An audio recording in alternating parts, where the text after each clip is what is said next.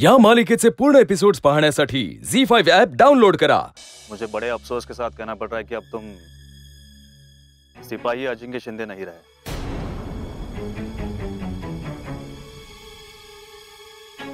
म्हणजे मी आता आर्मीत। आता तुला पार्टी द्यावी लागणार। पार्टी? कसली पार्टी सर? आता लान्स नायक अजिंक्य शिंदे झाल्याची पार्टी द्यावी लागणार ना।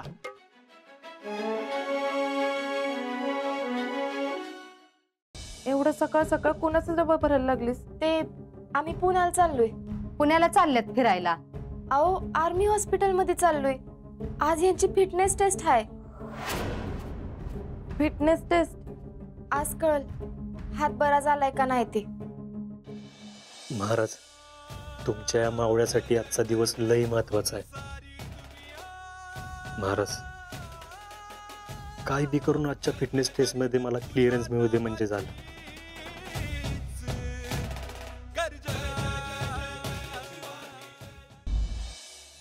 अहो आधी सांगा की।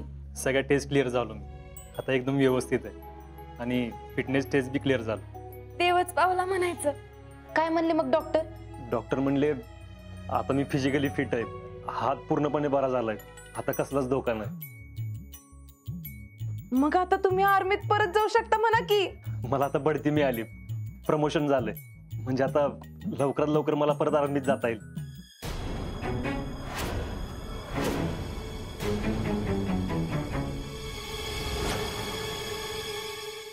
अजिंक्यांना लोन मंजूर झाले। कसलं लोन? आपले फौजी हे घर सोडून सातारा राहायला जाणार आहेत।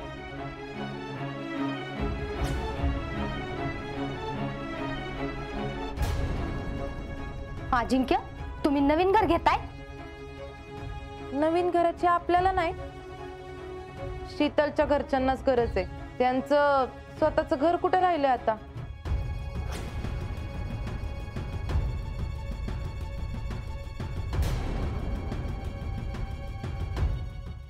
अजिंक्य तुम्ही का गप्प आहे? भैया काय म्हणतात ती खरं आहे का?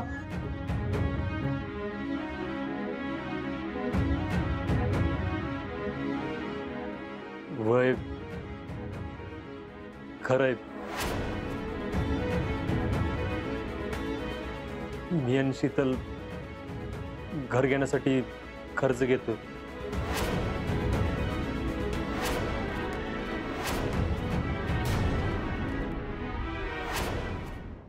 आम्हाला माफ करा तुम्ही। काय काय काय करताय काय तुम्ही? माफ करा हो, आम्हाला लय मोठी चूक झाली आमच्याकडनं। पाहिजे तर 2 हाना। आम्ही पण कशाला तिथे येऊन काय बोललो काय माहिती। तुम्हाला आर्मी मध्ये घरातले पाठवायला पण परत तयार झाले होते, पण नेमकं तिथे येऊन आम्ही माती खाल्ली। हे बघा, तुमच्यामुळे काय नाही झालेलं, पहिला विचार मनातून काढून टाका बघू। फौजी, तुम्हाला चांगलं माहितीये आम्ही कायम तुम्हाला सपोर्ट करत होतो। आता पण घरातले तुम्हाला विरोध करत होते आर्मीत जायला, तेव्हा पण आम्ही तुम्हाला सपोर्ट करत होतो। अरे होय की, आम्ही कुठं नाही म्हणतोय, पण तुम्ही असं मनाला लावून घेऊ नका। हो, त्यांचं म्हणणं आहे की तुम्हाला जेवढं वाटतं तेवढे वाईट नाहीत ते। आणि याच विचारानं कालपासून त्यांच्या पोटात एक अन्नाचा कण बी नाही बघा। भैया, हे बघ, वाटलेस मी सॉरी म्हणतो, पण असं मनाला लावून घेऊ नको रे। अरे तू मुद्दाम थोडी केलंस, अरे तू आनंदाच्या भरात बोललास, आणि आम्हाला माहितीये तू असं काय करणार नाही। बघा, मी म्हणलं होतं ना अजिंक्यना असं काय बी वाटत नसणार आहे म्हणून।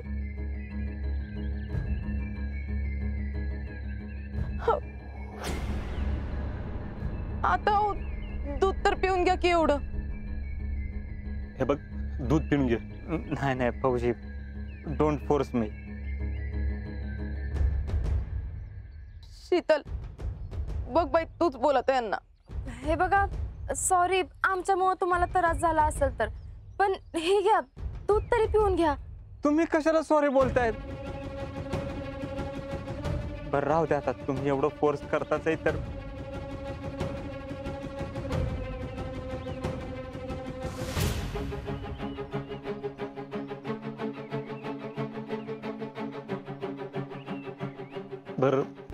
आम्ही जरा जाऊन येतो. जयडे, नंतर भैयाला घरात घेऊन जा.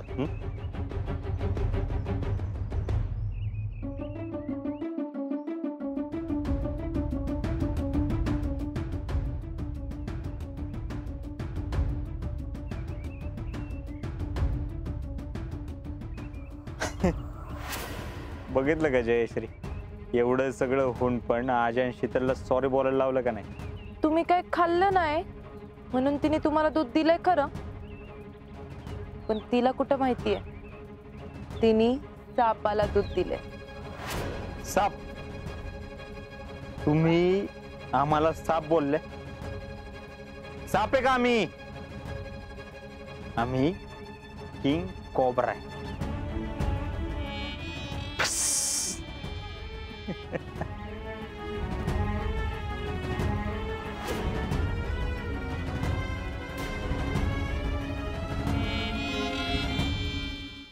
गोळ्या व्यवस्थित घ्या आणि तुमच्या मिस्टरांनी याची कल्पना द्या.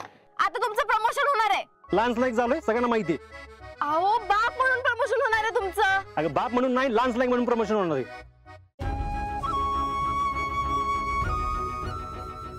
काय म्हणलं तू? शीतल, अरे मी बाप होणार आहे. वय.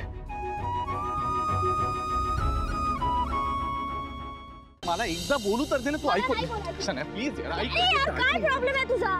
मी पाया पडतो. हवं हे रस्त्यावरती काय चाललंय तुमचं? राधिका, तू थांबव ना हिला. 2 महिन्याची मुदत दिली ना तुम्हाला, पण ही साधा 2 महिने सुद्धा तुमचा संसार करू शकत नाही. राधिका, मी याच्या बरोबर आता कधीच राहणार नाहीये, त्यामुळे तू याला डिवोर्स द्यायचा का नाही ते तू ठरव. I don't care. आता तुम्ही चुकीचे नव्हता. मेहनत करत होतात, पैसे कमवत होतात, पण तिला मात्र तुमची लाज वाटली आणि गेली ना तुम्हाला सोडून. आणि या सगळ्या प्रकारात मी जिंकले. आता ना ती तुमच्या आयुष्यात आहे ना मी. एक झील गेलो, पण आता तुका गमूचा नाही आम्हाका. लग्नाक तयार हो. बायल गरीबाघरची असली ना तरी तिच्या पावलान सुख येत घरात. शेवंता, लग्नाची कामं एवढी असतात की वेळ मिळत नाही. वेळ काढायचं ठरवलं ना की काढता येतो वेळ. लग्ना की आहे तो का वयो तो मान मिळेल. मिठाई.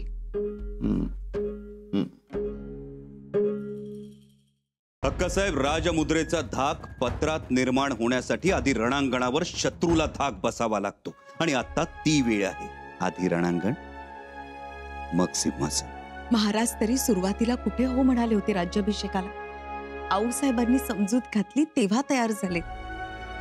आपण थोरल्या मातोश्रींना सांगूया का सांगायला? चालेल ना, पण त्यांचं ऐकतील शंभूराजे? ईशा तर नाहीये इथे. ईशा नाहीये? मी फोन केला तेव्हा ईशा इथेच होती ना? इथे होती ती, पण नंतर गेली.